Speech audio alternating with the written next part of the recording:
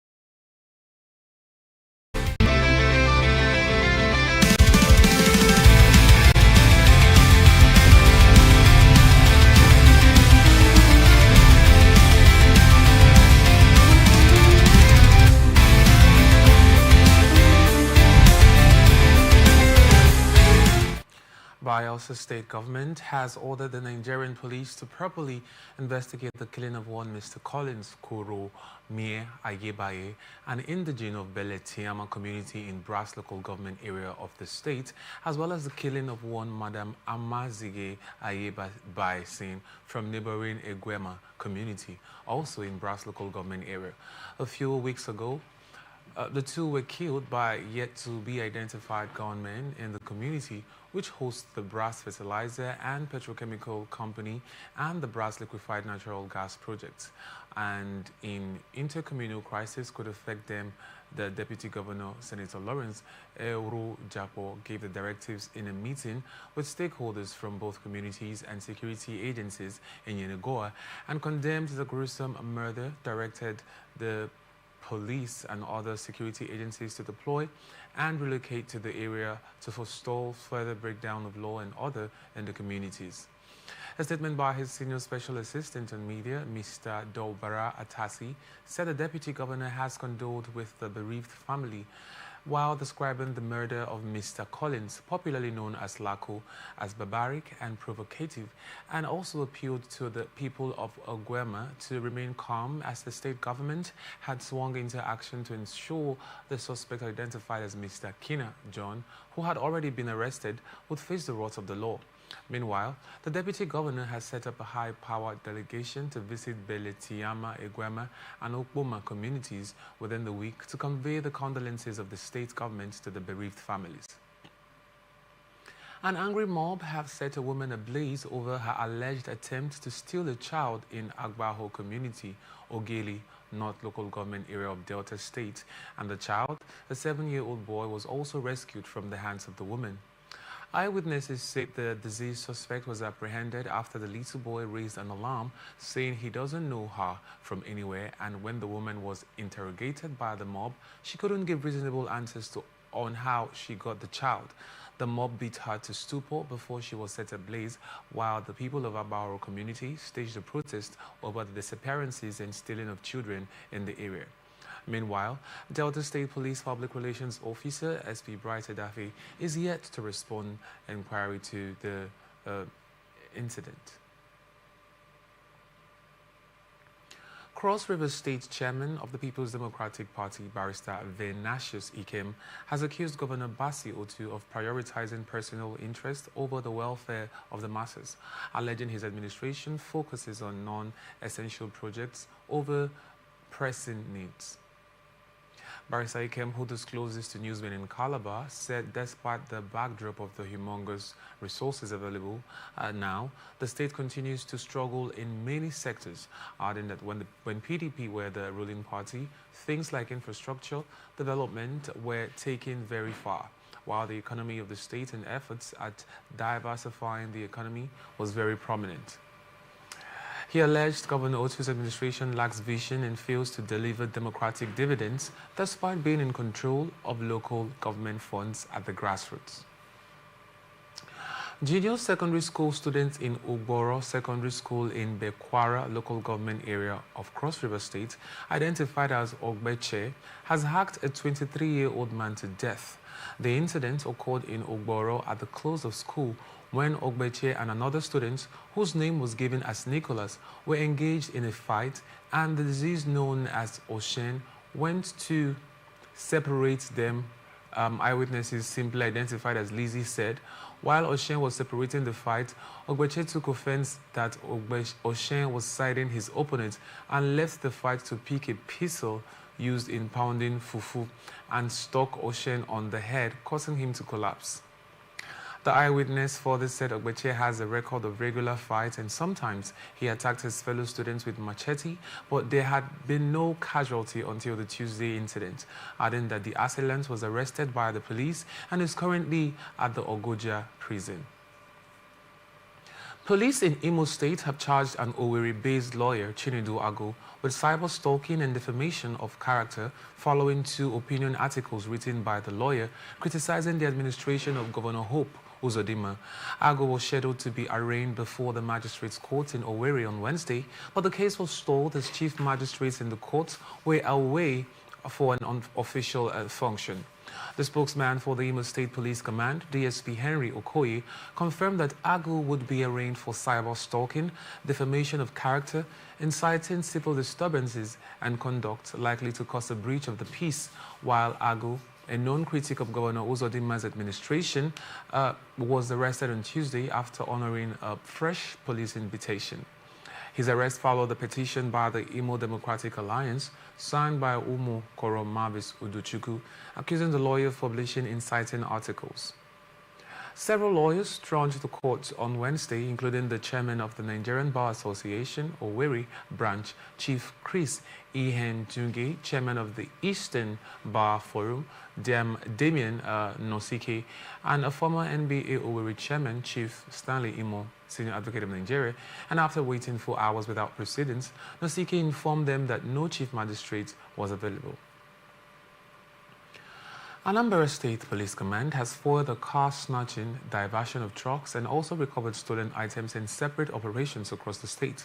According to a statement issued on Thursday by the spokesman for the State Police Command, SP Tochukwu Ikenga, 3 suspects were arrested during the operation, and the operation was conducted through the enhanced strategic positioning and security patrols, emplacement and community security stakeholders, collaboration of the Commissioner of Police, CP Ikyoyo Orutugu. The joint security team acted on the report of a Mack truck together with an empty container suspected to have been stolen, which was parked near St. Paul's Catholic Church, Achala, and upon interrogation, the suspects confessed to the crime and revealed how the truck was stolen from a company in Lagos, while the owner has been contacted to come with the necessary documents to reclaim the vehicle. According to him, in a similar development on the evening of the same date, police operatives from Okpoko Division received credible information about an abandoned vehicle along Onisha-Owerri Road, opposite Tiger Fruit Company, while preliminary information reveals that Charles and 2 others, who are currently at large, conspired and abducted 3 children. Further revelations from the mother of the victims said her children were eaten in front of their house, but returned to find them missing. And the case is under investigation, and efforts are ongoing to apprehend the fleeing suspects and rescue the missing children. Lagos State Government has commenced the demolition of illegal and unsafe structures at the Trade Fair Complex in Ojo in a bid to restore order and enforce physical planning laws. Senior Special Assistant and New Media to Governor Babajide Sanwo-Olu, Jibril Gawat, who confirmed the exercise in the post on X, said the operation was targeted at illegal developments, structures without statutory approvals, defective structures and buildings erected on road, setbacks and drainages. According to him, the government could no longer fold in its arms while unapproved developments blocked critical infrastructure and endangered lives. The operation was jointly carried out by the Ministry of Physical Planning, Lagos State Building Control Agency, Lagos State Urban Regional Renewal Agency, and the Lagos State Physical Planning Permit Authority, adding that the Sanwo-Olu administration has consistently warned residents against erecting buildings without proper approvals or blocking drainage channels, stressing that such violations contribute to flooding, traffic congestion, and urban disorder in Lagos. The removal of the structures is part of the state's ongoing efforts to protect infrastructure and safety, as Lagos remains highly congested and illegal developments blocking drainage and roads only compound flooding. Traffic gridlock and urban disorganization, stressing that past exercises have triggered backlash from displaced residents who claim loss of homes and insufficient notice. Benue State Government has officially inaugurated a pilot scheme of the agricultural mechanization outgrower program to boost food production in the state. The ceremony was performed at the headquarters of the Bureau for Agricultural Development and Mechanization in Makurdi, and the initiative is the product of collaboration between the Bureau for Agricultural Development and Mechanization, Mass International and Equipment Nigeria Limited, and SABASPAC International Limited, operating under the Benue Agribusiness and Mechanization Center. Governor Hyacinth Eliye, who was represented at the event by the Deputy Governor, Barrister Sam Ode, while officially declaring the scheme open, said the pilot scheme will directly benefit 10 farm clusters, covering about 300 farmers who will receive access to tractors, improved seeds, inputs, and structured markets, and commended farmers for their resilience and assured that the government was committed to providing the necessary support. Governor Eliye said the presence of credible private partners such as Alhaji Mohammed Yaro of Mass International would make mechanization affordable and accessible, adding that the scheme is designed not only to increase yields but also to create wealth and opportunities, especially for women and young people in agricultural innovation as a food basket of the nation.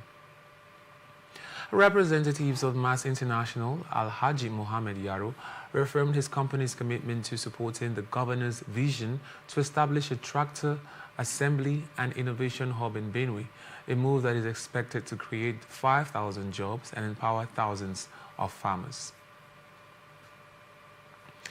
Chairman of the Plateau State Fact-Finding Committee of Incessant Attacks and Killings, Major General Nicholas Rogers, retired, says over 11,000 people lost their lives and at least 420 communities were destroyed in the state over the last 2 decades of violence in the committee's report submitted last week to Governor Caleb Mufwang at the Government House, Jos. The 10-member panel was inaugurated in May 2025 to investigate the root cause of the crisis that has plagued Plateau State since 2001, and findings revealed that 13 local government areas have suffered repeated attacks within the period under review, with entire communities sacked and thousands displaced. The committee chairman said reprisal attacks were largely a cycle of violence and urged elites and community leaders to caution their youth against taking laws into their own hands, and further called on the Plateau State government to show the necessary political will to implement the recommendations of the report to restore lasting peace to the state. Meanwhile, the League of Northern Democrats has warned against rising calls for negotiations with bandits terrorizing northern Nigeria, insisting that dialogue must only occur under strict verifiable conditions. In a resolution issued after a meeting in Abuja, LND's Assistant National Publicity Secretary, Mahmoud Hassan, said granting criminals a free pass in the name of peace would amount to legitimizing terror, and urged northern governors to rise to the challenge of securing their states, stressing that excuses of structural constraints were no justification for failing to protect citizens, and further appealed to stakeholders to focus on repositioning the North within the Nigerian mainstream by addressing insecurity and other existential challenges. Independent National Electoral Commission (INEC) has warned political parties to avoid using provocative and abusive words during campaigns ahead of the 2026 Federal Capital Territory Area Council election. A statement issued by Mr. Sam Olumeko, the National Commissioner and Chairman, Information and Voter Education Committee in Abuja, said, in line with the provision of Section 94, Paragraph 1 of the Electoral Act 2022 and Item 8 of the Timetable and Schedule of Activities, political parties participating in the 2026 FCT election were now at liberty to start their electioneering campaigns in public. He said campaigns for the election started on Wednesday and will end at midnight on February 19, 2026, adding that in Sections 92 and 93 of the Electoral Act 2022, the Commission wishes to remind political parties, candidates and their supporters that it is unlawful to be abusive, language, carry out physical attacks on opponents during rallies, processions and meetings, or destroy their campaign materials. INEC also said the FCT Area Council election will be held on Saturday, February 21, 2026. Chief Judge of the Federal Capital Territory, Justice Hosseini Baba Yusuf, has ordered the release of 35 inmates from the Kefi Custodial Center in Nasarawa State as part of ongoing efforts to decongest correctional facilities across the country. The freed inmates, 33 men and 2 women, were all awaiting trial, some for extended periods without appearing in court, and among them was Mohammed Abdullahi, who had reportedly spent a year in detention without a single court hearing. Justice Baba Yusuf declared the releases during a routine inspection visit to the facility, where he reviewed individual case files and identified detainees eligible for discharge, adding that the exercise was in line with the judiciary's responsibility to protect human rights and ensure that persons are not unlawfully detained. While the Chief Judge acknowledged recent advocacy on the matter, said the releases were strictly based on legal review and the need to uphold justice, and also pledged that similar inspection visits would be carried out periodically to address overcrowding and safeguard the rights of inmates. Minister of the Federal Capital Territory, FCT, Nyesom Wike, has assured residents of the FCT that the capital city will compete with other cities of the world before the end of President Bola Tinubu's tenure, stressing that under his leadership, no sector will be left untouched. The minister disclosed this while delivering his address during the flag-off of the construction of Arterial Road number 20 from Road number 5 to the Airport Expressway. I want to assure the residents of Abuja, by the grace of God, before the first tenure of Mr. President ends, Abuja will compete with most of the cities of the world. Draft I have given to you to go home with, and will continue to develop other areas, not only in the city but also in the satellite towns. We have very massively started again to reconstruct most of the schools. Now we are also entering into the health sector. I have said that no sector will be left untouched. We will make sure every sector is given the attention that is required. Oweke also assured the contractor of availability of funds to fast delivery while appealing to residents to support to ensure job creation. You've heard the Acting Executive Secretary say that the Federal Executive Council awarded this contract in March this year. And so you have asked yourself for 6 months, why is it that nothing has started after the award? Again, like I've always said, I will make sure that there is funds before we embark on any project. But now that we are ready, you have to move to site and you remain in the site until the job is completed. I want to appeal to our youth. I want to appeal to the residents of this area, just like the acting head of service said, please, we require your cooperation. Your Excellency, Road N20 has been developed in stages over the years. The first section of N20 from N5 to the Northern Parkway was developed much earlier under the Jabi project, while the portion from Northern Parkway to Onyx, including the interchange structures at its junction with Onyx, has been developed and commissioned recently by Your Excellency. Furthermore, the stretch of this road within the southern part, that is the Arterial Road S20, from Inner Southern Expressway, that is by Games Village Junction, to the Outer Southern Expressway at Apple, has since been developed several years ago and has been put to use over the years. This therefore leaves the remaining portion of N20 from N5 to Expressway, which is the development now being embarked upon. Your Excellency, as mentioned earlier, the N20 project links the northern part of the city to the southern part through the Airport Expressway. When completed, the road will significantly reduce traffic congestion from phase 2 districts like Wuye, Jabi, Utako, Daikibu, and Kukwaba, as well as the sector centers it connects, which will provide a quick exit to the development sectors, particularly Sector Center B, which is where you have the Jabi Motor Park area and so on. It will provide this seamless connection to other areas like the Court of Appeal building area, the Court of Conduct Tribunal area, which is part of the Sector Center B. It will also enhance the functioning of the Abuja Rail Mass Transit, which has stations in Kukwaba, not far from here, while also improving the security. Your Excellency, the project is awarded to Mrs. Gilmore Nigeria Limited, as approved by the Federal Executive Council in March 2025, and is expected to be completed in 24 months.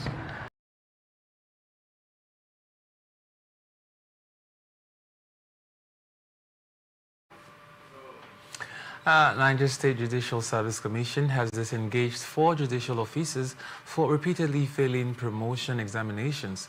Chairman, Subcommittee on Information of the NJSC, Adamu Usman, who disclosed this during a press briefing in Mina, said the affected officers, 3 from the High Court and 1 from the Sharia Court of Appeal, were asked to leave the service after failing promotion exams 3 consecutive times while on the same rank. He also said the commission has constituted a 4-man committee to investigate allegations of serious misconduct against one Mohammed Shaba. Accused of circulating a disparaging video clip on social media against the Chief Judge of Niger State and the judiciary. The commission deliberated on the report and, in line with Order 6, Paragraph 1C of the Regulation 2025, it has set up a subcommittee to conduct further investigations and to ensure the affected judicial staff is given fair hearing.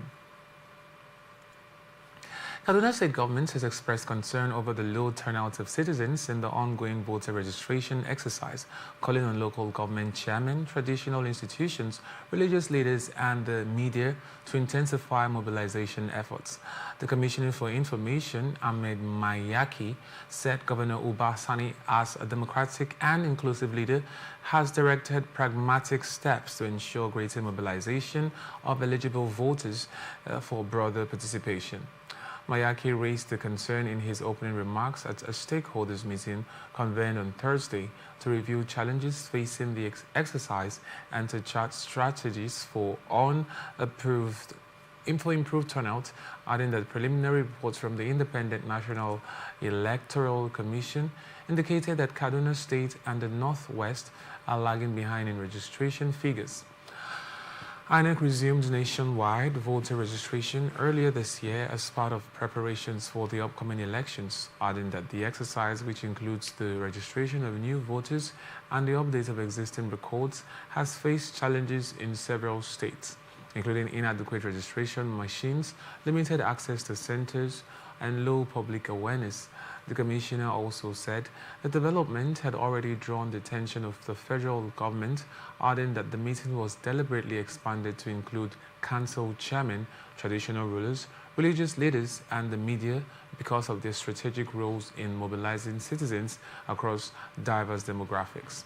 He further said the engagements were structured in 2 phases, an opening session with the media to highlight objectives and build momentum, followed by a technical session with council chairmen to harmonize grassroots mobilization strategies.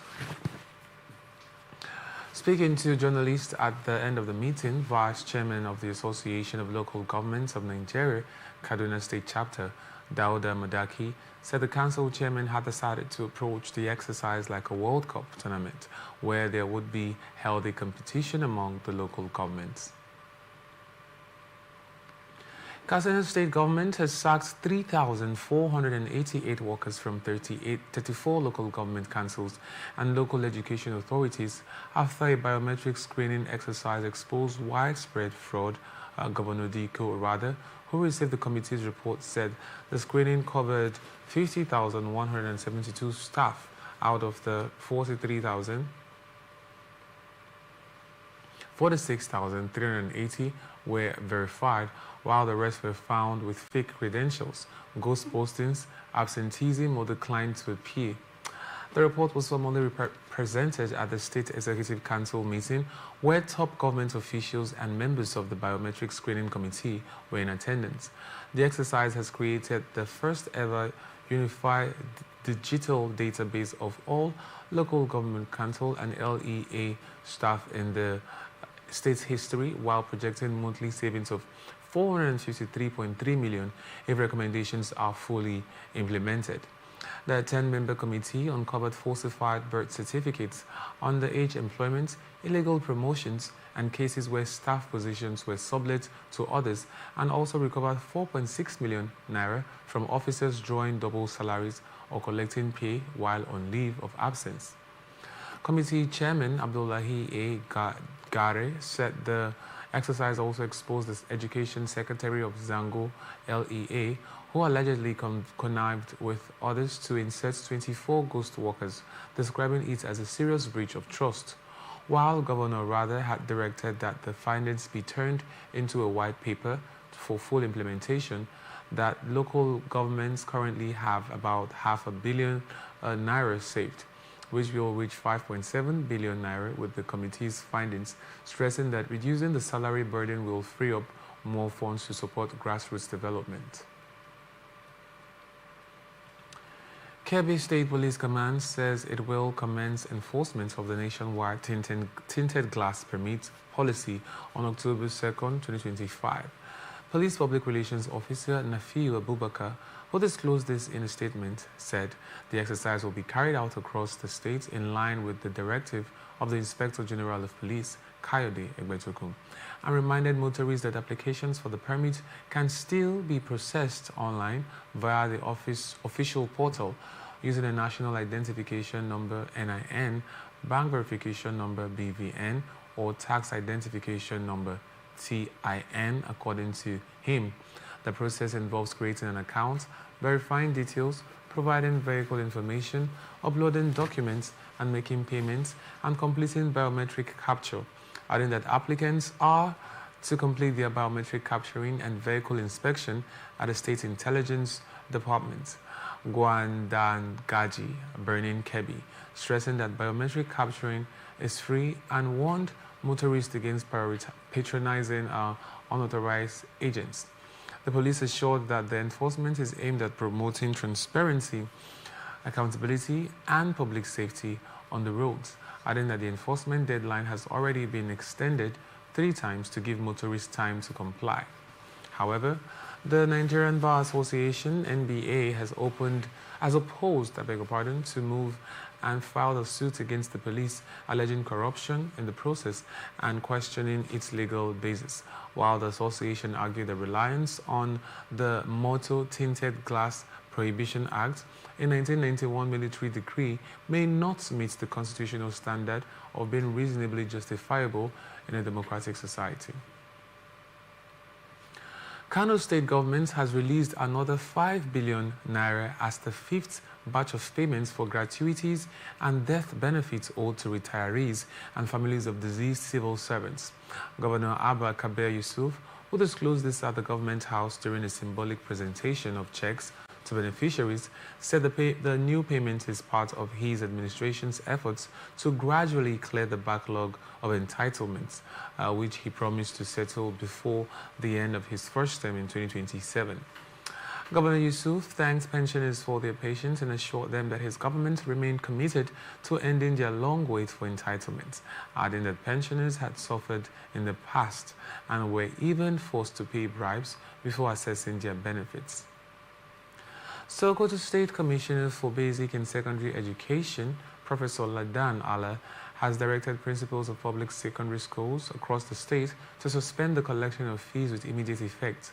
The directive follows the constitution of a committee by the ministry to review complaints and concerns raised over the fees charged in schools and will remain in place until the committee submits its recommendations.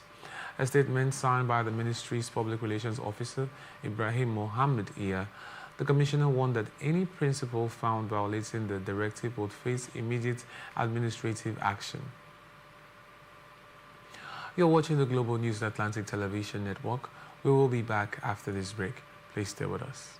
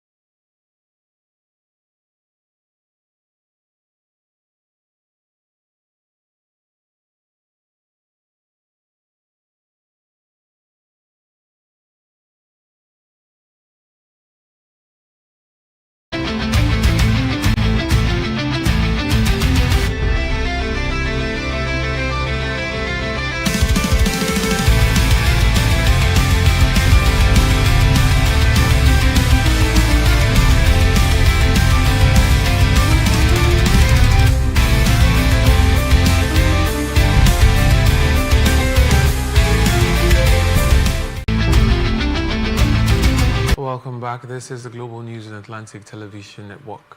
Now to the rest of our stories. Vice President Kashim Shettima, on behalf of President Bola Tinubu, delivered Nigeria's national statement at the ongoing 80th session of the United Nations General Assembly, demanding from the United Nations to include Nigeria as a permanent member.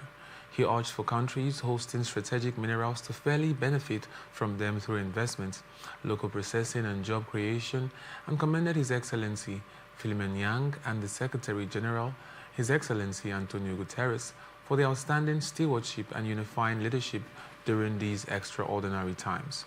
Tinubu said the anniversary must not be sentimental retreats into nostalgia, but must be a moment of truth, a pause to measure better turning of values into action that meets the demands of peace and development, where respect for human rights is paramount. He also urged UN to strengthen the prospects for peace, development and human rights, and the need for urgent action to promote sovereign debt relief and access to trade and financing, adding that Nigeria stands firmly behind the 80 UN initiative of the Secretary General and the resolution adopted by this Assembly on 18 July 2025, a bold step to reform the wider United Nations system for greater relevance, efficiency and effectiveness in the face of unprecedented financial strain.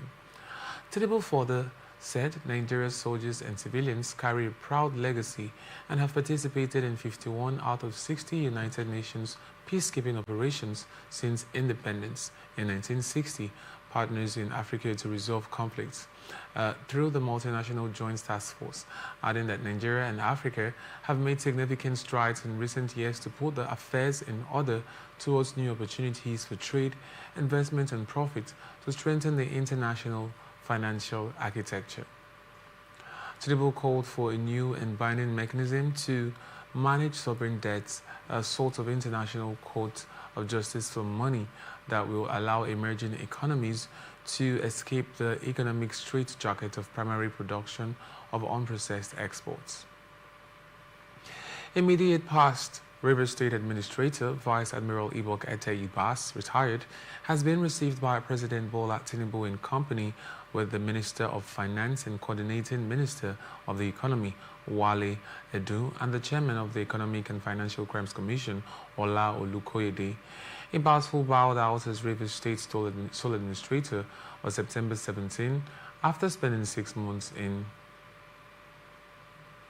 the saddle, arrived at the State House and was ushered into the meeting by Edu and Olukoyede. And the Wednesday's meeting comes 3 days after the erstwhile sole administrator rejected calls by the Rivers State House of Assembly probing spendings during his 6-month watch.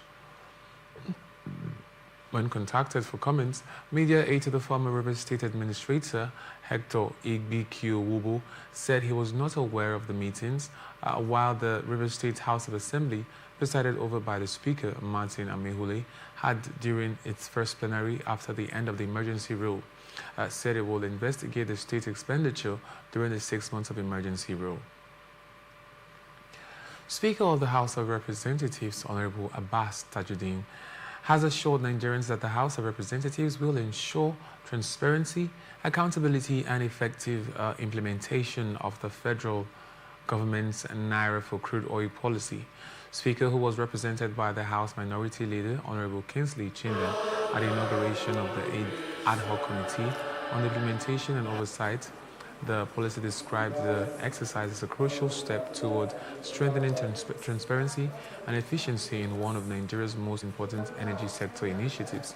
He said the committee has been entrusted with the vital responsibility of monitoring implementation, ensuring interagency coordination, and assessing the policy's effectiveness, stressing that the work is critical to making sure the objectives of the policy are met, while gaps in execution are promptly addressed. The Speaker also reaffirmed that the 10th House remains committed to supporting President Bola Ahmed Tinubu's renewed hope agenda, particularly in addressing economic challenges confronting Nigerians as well as stakeholder engagement, and that will be central to committee's work in collaboration with government agencies as well as industry players, civil society and other actors that will enrich the process and strengthen public confidence. The Naira for crude oil policy carries significant implications for Nigerians' foreign exchange stability, revenue generation, and long-term energy security. A thorough examination of its framework will enable the committee to determine whether the policy is achieving its intended objectives, identify any gaps in its implementation, and highlight areas where adjustments may be required. Such an assignment will provide the House with clear guidance in exercising its legislative oversight and in ensuring that the policy contributes meaningfully to national development. In his remarks, the chairman of the committee, Honorable Boniface Emerengwa, said despite Nigeria's abundant crude oil reserves, the benefits have not always translated into maximum value for citizens, that the volatility of foreign exchange markets, dependence on the dollar, and economic vulnerabilities make it necessary to explore innovative solutions such as the Naira for crude policy. Nigeria is blessed with abundant crude oil reserves. Yet the benefits of this God-given resource have not always translated into maximum value for our people.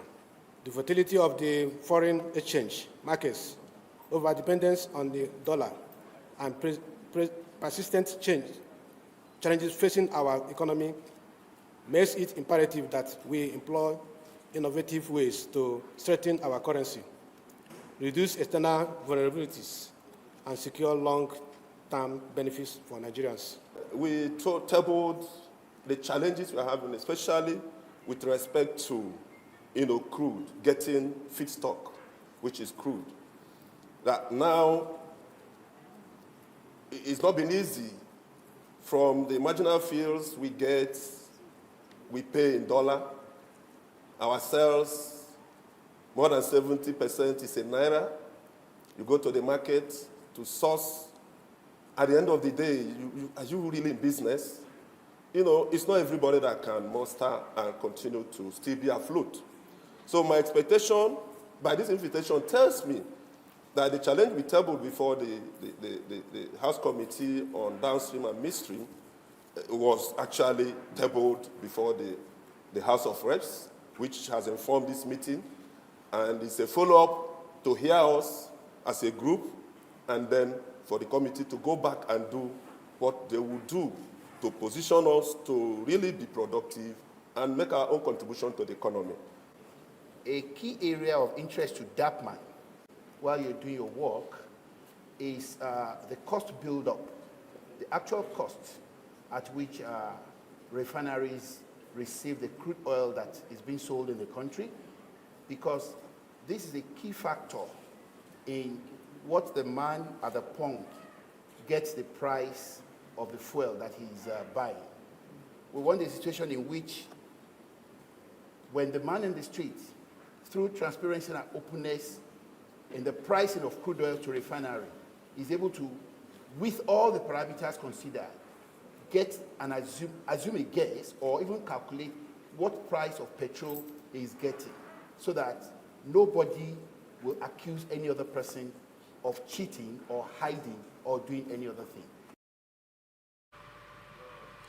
The House has further mandated the committee to critically examine the feasibility and sustainability of the Naira for crude policy, as well as engage with stakeholders across government and industry and make evidence-based recommendations to guide the House. African Democratic Congress, ADC, has rejected the presidency's assurance that President Bola Tinubu has no plan to extend his stay in office beyond 2031, insisting that his constitutional mandate expires in 2027 and warning against any attempts to normalize tenure elongation. A statement signed by its National Publicity Secretary, Malam Bolaji Abdullahi, the party said Nigerians would not wish to extend the president's rule by a single day, given what it described as widespread insecurity, economic hardship, and abuse of power under his administration. The statement said that President should be preparing to leave in 2027, given the spate of banditry and killings raging across the country, including the widespread hunger and suffering, as well as the punitive taxes and the flagrant abuse of power at a scale that had never existed before. stressing that any plan to stay in office beyond that date would indeed be a confirmation that the government is incapable of reading the room. The ADC's statement came after the presidency dismissed claims by former Kaduna State Governor Malam Nasser El-Rufai that President Tinubu harbored ambitions of becoming a life president, adding that the presidency's desperate response to the recent remarks by former Governor Malam Nasser El-Rufai only serves to confirm what Nigerians have long suspected, that the administration is not only out of touch with reality, it has also become dangerously self-satisfied. The party accused Tinubu of treating re-election as a given without accountability to the Nigerian people, adding that bandits and terrorists had taken control of SWATs of the north, operating with impunity and even levying taxes on citizens, and also painted a bleak picture of the economy, accusing the administration of collapsing the naira, fueling inflation and destroying businesses. The party further criticized the government's handling of power, supply and healthcare, education, and also human rights, adding that Nigerians were left poor and angry since Tinubu assumed office, and also accused Tinubu of trying to replicate at the national level the political dominance he had maintained in Lagos since leaving office as governor in 2007. Former Vice President Atiku Abubakar has raised the alarm, alleging that the presidency has resorted to hiring faceless mercenaries to fabricate fake stories about him. Atiku, in a statement by his media aide, Paul Ibe, distanced himself from one Kola Johnson, whom he said have been issuing statements in his name, adding that the former presidential candidate of the People's Democratic Party, PDP, has never engaged Kola Johnson as a media consultant, aide, or associate. The statement said particularly offensive is a false claim attributed to the individual that an Atiku administration would be dominated by a single ethnic group, adding that the misinformation is part of a calculated propaganda project designed to ridicule Atiku in the media. Justice Haliyu Yusuf of the High Court of the Federal Capital Territory, FCT, has turned down the request of the Inspector General of Police, IGP, to issue arrest warrants against the former Assistant Inspector General of Police, AIG, 2 former Commissioners of Police, and 3 others accused of falsifying age to unlawfully remain in the service of the Nigeria Police Force. This is coming after the IGP bill to put the 5 former senior police officers on trial before the judge on charges of forgery and age falsification on Thursday, applied for an order to effect the arrest of the accused persons when he discovered that they were not in court for arraignment. The 5 ex-senior police officers are AIG Idowu Omohunwa, retired, CP Bennett Igwe, retired, CP Ukachi Peter Obara, retired, DCP Obo Ukam Obo, retired, and ACP Simon A. Law, Senior Advocate of Nigeria, retired, listed as defendants in a 14-count charge brought against them by the IGP, represented by police lawyer Ezekiel Rimamasonte. The IGP expressed displeasure that the 5 retired senior police officers were absent in court despite being served with charges against them, while Rimamasonte and AIG subsequently requested Justice Yusuf to issue arrest warrants for the police to arrest the accused persons and bring them to court for trial. His request was, however, vehemently opposed by Teka Aondo, Senior Advocate of Nigeria, who accused the IGP of not serving the defendants with the charges as required by law. The prosecutor said the 5 accused persons were served with the charges through WhatsApp messages and sought for their arrest in accordance to the provisions of Section 266, Paragraph 1 of the Administrative of Criminal Justice Act, ACJA, 2015. He said visits to the last known home addresses of the defendants showed that they had vacated their official houses following their retirement from service, and the mode of service was IGP was faulted and declared improper by the lawyer to the accused persons, who insisted that the only lawful service mode is by delivering the charges to them individually. In his ruling, Justice Yusuf agreed with the senior defense counsel that the matter, being a criminal charge, requires personal service on the defendants, and equally agreed that the police has all the apparatus to arrest and bring the defendants to court for their arraignment. Federal government has declared a nationwide enforcement of the national policy for the Nigerian Education Repository and Data Bank concerning academic credential verification scheduled to commence on October 6, 2025. According to a circular issued by the Secretary to the Government of the Federation, Senator George Akume, dated 8 August and made available to newsmen in Abuja, said all ministries, departments, agencies, and higher institutions in Nigeria must implement a structured verification process for the academic credentials of all current and prospective staff, and the process is to be conducted through the National Credential Verification Service under the NERD program. Akume said no appointment will be confirmed without NCV's clearance, affirming the authenticity of academic qualifications presented, stressing that all ministries, departments, and agencies, as well as all higher institutions in Nigeria, whether civilian, military, private, or public, are to commence the implementation of an intensive yet structured verification of the academic credentials of all staff and intending staff through the National Credential Verification Service of the NERD program, and thereafter ensure compliance for each new recruitment by obtaining instant NCV's clearance. Akume also said the reform means every certificate, diploma, honor, or award presented in Nigeria must be earned from an accredited institution and be identifiable, traceable, verifiable, and validated at the click of a button, adding that the initiative moves away from the previous reliance on individual institutions to verify credentials, embedding a national quality assurance mechanism insulated from compromise. The policy invokes Section 10, Paragraph 1 of the Education, National Minimum Standards and Establishment of Institutions Act 1985, assigning enforcement responsibility to NERD, which was proposed by the National Universities Commission, NUC, in May 2023, which the Minister of Education, Dr. Tunji Alausa, who introduced the NCVs in March following Federal Executive Council approval, described the scheme as a systemic quality assurance measure designed to curtail academic fraud, fake degrees, and bogus honors. And now to our business news. Minister of State for Petroleum Resources, Oil, Senator Henikin Lopobiri, has called on global investors to seize emerging opportunities in Nigeria's rapidly transforming oil sector, citing strong reforms, enhanced production capacity, and regional influence as key drivers of growth.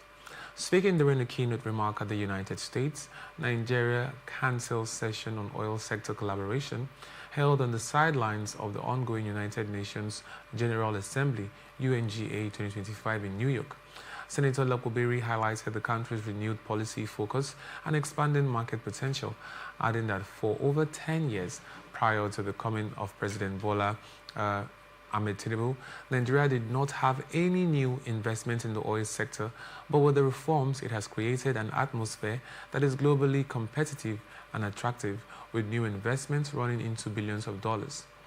The minister, in a statement signed by the Special Advisor on Media and Communications to the minister, Nneamaka Okafo, said under the leadership of President Bola Ahmed Tinubu, Nigeria's oil sector has witnessed significant progress over the past 2 years, including increased production output and a more attractive investment climate, and also attributed the transformation to the successful implementation of the Petroleum Industry Act, PIA, which he described as a robust, investor-friendly legal framework that is driving growth and restoring investor confidence.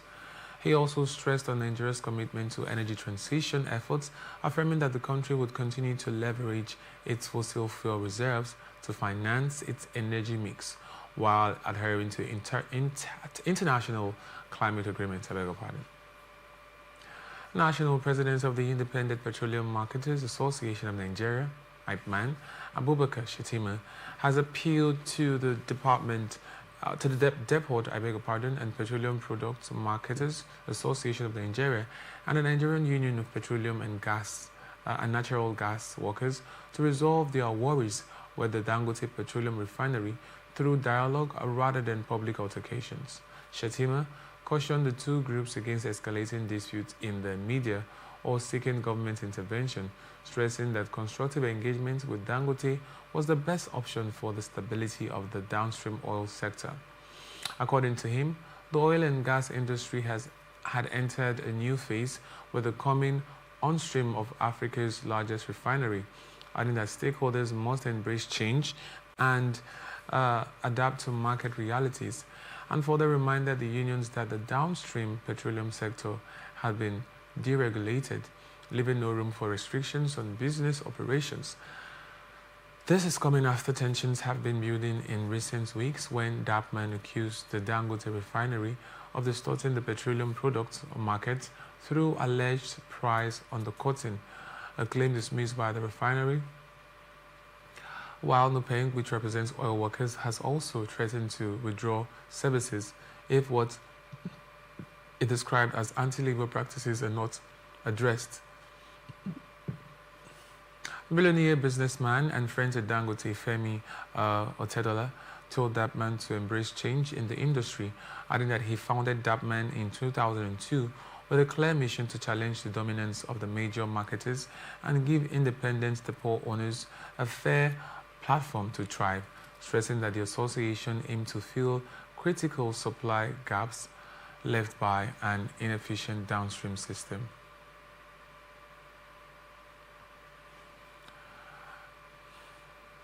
Nigerian National Petroleum Company Limited has received 318.5 billion naira between January and August 2025 for frontier oil exploration.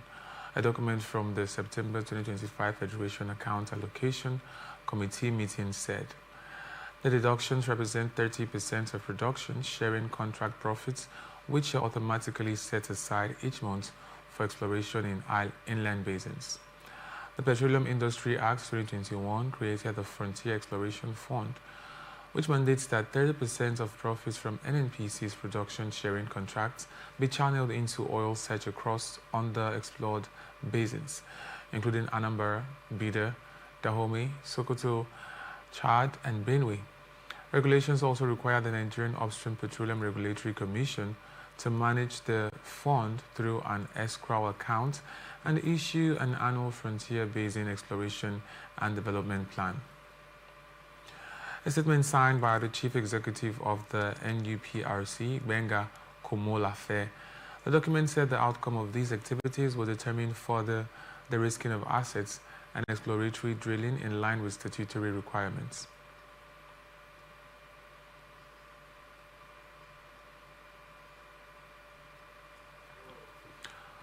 World Bank says 17 African governments have committed to reforms and actionable plans to expand electricity access as part of Mission 300, an ambitious partnership led by the lender and the African Development Bank Group that aims to connect 300 million Africans to electricity by 2030.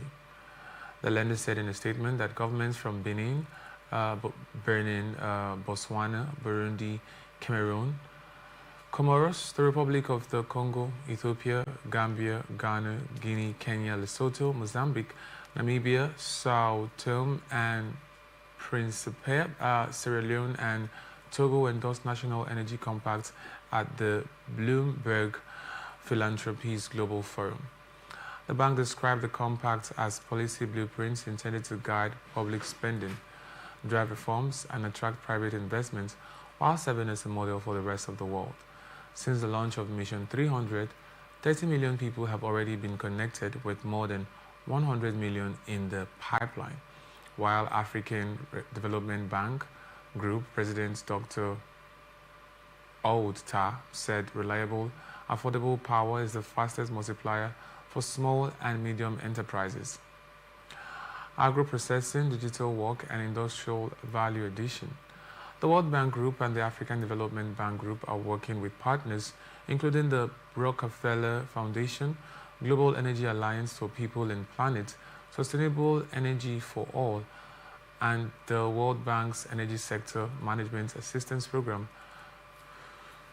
Trust Fund to align efforts in support of powering Africa, while many development partners and development finance institutions are also supporting Mission 300 projects through co-financing and technical assistance. President of Botswana, Duma Boko, said the National Compact is our shared pledge to ensure accessible, reliable, and affordable energy as a basic human need to transform our economy and create jobs, and to electrify our journey to an inclusive high-income country.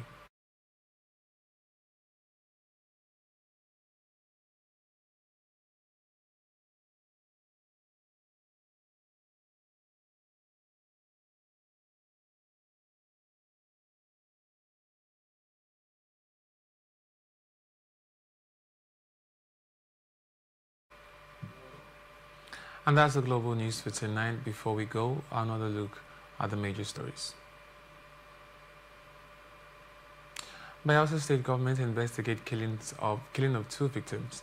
JSS 3 students hacks man to death in Calabar. Tinubu seeks permanent membership in UN General Assembly. Minister calls for global investment in oil sector. Netanyahu's plane takes unusual routes to UN summit. Flying Eagles suffer injury blow. Burna Boy names 3 players for football GOATs. I am Francis Neka. Thank you for watching. You can follow us on our social media platforms on Twitter at Atlantic TV Net, Facebook and YouTube at Atlantic Television Network, on Instagram at Atlantic TV Network. Remember, peace and unity are the pathways to progress. Thank you for watching.